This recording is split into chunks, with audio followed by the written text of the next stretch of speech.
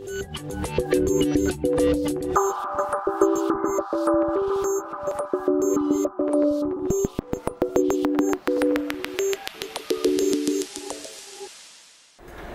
күн, құрметті достар. Бүгінгі адалдық сағатын дала кемеңгері, Қазақ хандығының көрнекті саяси қайраткері, қаз дауысты Қазбек би Келдібекұлы бабамыздың өмір жолы мен нақыл сөздеріндегі әділдік және парасаттылық қағидаттарына арнайтын боламыз. Қаз дауысты Қазбек би қазақ халқының 17-18 ғасырларындағы ұлы үш биінің бірі, көрнекті қоғам және мемлекет қайраткері. Қазақ тарихындағы кесек тұлға, реформатор, шешен, қоғам және мемлекет қайраткері, бітімгер дипломат, Сарыарқа төрінде өмір сүрген қаз дауысты Қазбек би Келдібекұлы. Қаз дауысты Қазбек бидің өмір жолы еліміз үшін жасалған жангешті ерліктер, қабылданған батыл шешімдер мен әділ төреліктерге толы. Мәселен, баяғы Қазбек би уақ, бура мен соған жапсарлас арғынның басты адамдары зорлық пен параға айналды деп естіп, осы жақтан барған біреуден сол рас па деп сұраса, ол міңгірлеп жауап айта алмайды.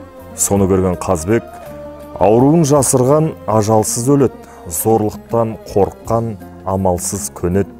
Айтайын десе бұған сор, айтпайын десе елге сор.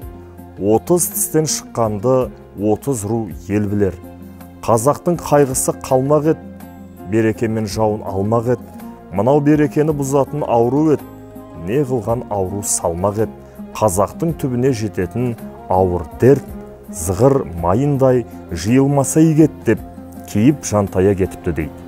Өздеріңіз түсініп отырғандай достар, қазақтың түбіне жететін ауыр дерт деп отырғаны ол парақорлық пен әділетсіздік. Сондай-ақ бабамыз бұл дерттің емі ашықтық екенін де өз сөзінде келтіріп отыр. Қазбек бабамыздың өмірінен тағы бір мысал келтірер болсақ, бірде ел үшін үш жаққа тартып, дау бітімі батырамас үшін қазаққа төбе би сайлау қажеттігі туындайды. Бұрынғылар айтқан екен, би екеу болса, дау төртеу болады деп. Сонда төбе би билікке талас болады. Ұлы жүз біз боламыз, өйткені жасымыз үлкен ағамыз. Кіші жүз біз боламыз, өйткені қара шаңыраққа иелік жолымыз үлкен дейді.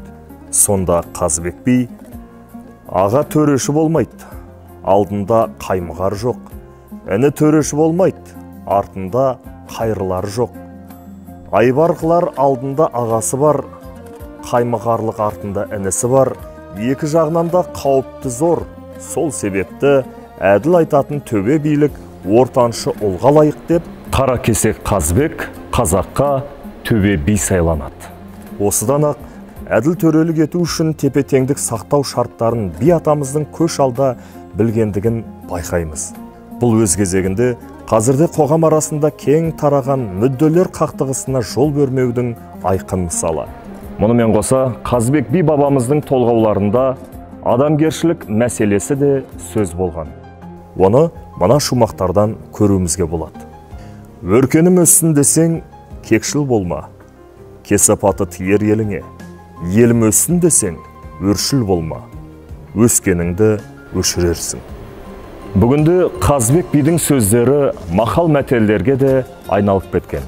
Мысалы, бір қолың ұрышы болса, екінші қолың арашашы болсын.